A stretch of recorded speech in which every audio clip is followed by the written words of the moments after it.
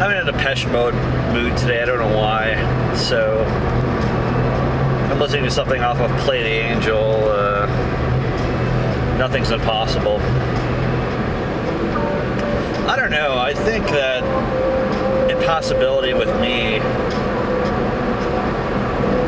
is basically finding somebody. I have been so alone for so long that I'm actually used to solitude, actually, and to deal with somebody, 7 days a week,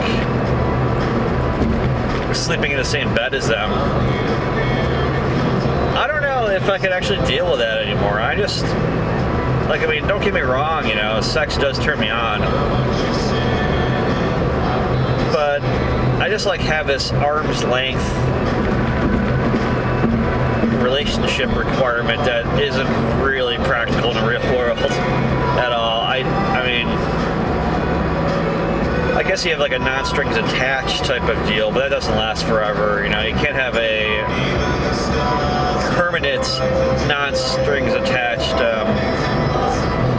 relationship agreement forever. That would be another form of marriage in a messed up, totally absurd way. So I don't know what my deal is. I think I've basically gave up years ago, and I just basically have acclimated myself to the fact that, this is the way it's going to be. I just don't know what to do with myself. I could always find somebody. That's the thing that's key, though, is there are people out there that have being in a relationship their number one priority goal in life. So it doesn't matter if it's a good relationship or a bad relationship. They have to be with somebody. And it's so evident with some people out there that they don't care if they're physically or mentally abused or their significant other cheats on them or whatever. They don't care. As long as they have somebody to hang their head on, to attach themselves to, they just don't care, and it's pretty sad. But, the 50%, more than 50% of the marriages ending in divorce, really, how many people are really happy? What percentage is that? I don't know. It just makes me think, though. I always go back to this whole show, Retired at 35, but, even when people get to be, in their 60s and 70s, really, is there that much passion there anymore? I think people that are in their 70s that are married to each other have made it that long from the other generations that, standing by your man is the way to go. I think they even get sick of each other after 30, 40 years, It's just, I don't know any way else to live.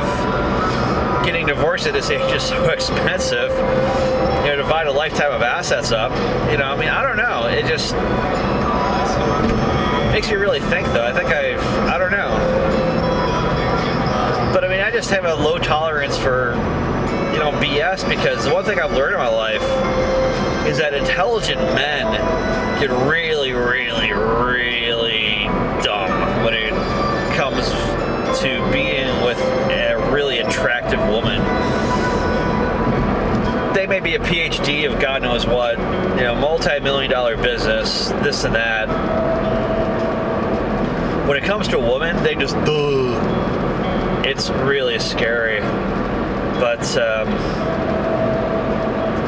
they know this. Women know this. Just look at all the trials that are in the headlines these days. You have Amanda Knox in Italy, and you have, Casey Anthony, pretty attractive women, pretty much, manipulated people their entire lives, young lives, to do anything they want because they're so freaking hot.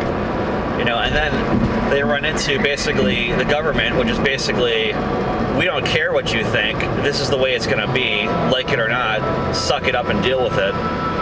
And they're just messed up in the head beyond belief. Amanda Knox, hyperventilating about a Lifetime movie. You were convicted. You're in Italy, another continent. What Lifetime does within the bounds of free speech and fiction is, you know, covered under the First Amendment. I mean, it's not like it's a liable thing. You were convicted of a crime. How can it be liable, you know? It's so freaking hilarious because I'm hot, I'm Foxy Noxy. I can get whatever I want because, you know, I'm a really hot chick. You know, it doesn't fly, especially in Italy with their government. It's like, hey, you can do the time, man. You know, so it's pretty funny. And, you know, Casey Anthony, man, it's like the sick part, I guess, is that, you know, she may actually get off. You know, but that just takes it to another level. You know, attractive party chick with, you know, the Italian American balls. You know that, hey, you know, I don't. Who are you? I'm gonna do whatever. You know, it's just amazing.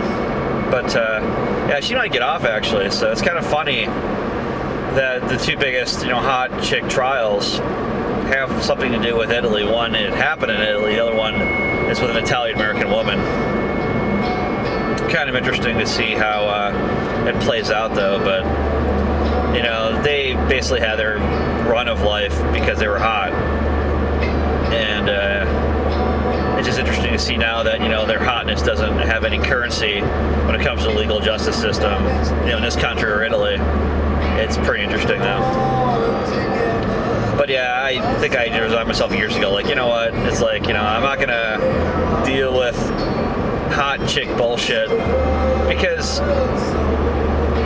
I think at the end of the day, I think Henry Rollins, you know, basically, you know, said it years ago, I think in one of his spoken word segments, that, you know, it gets to the point where, you know, guys have to counteract that, and that's why they become, you know, dicks and assholes and, you know, typical, you know, machismo man bullshit. I don't know.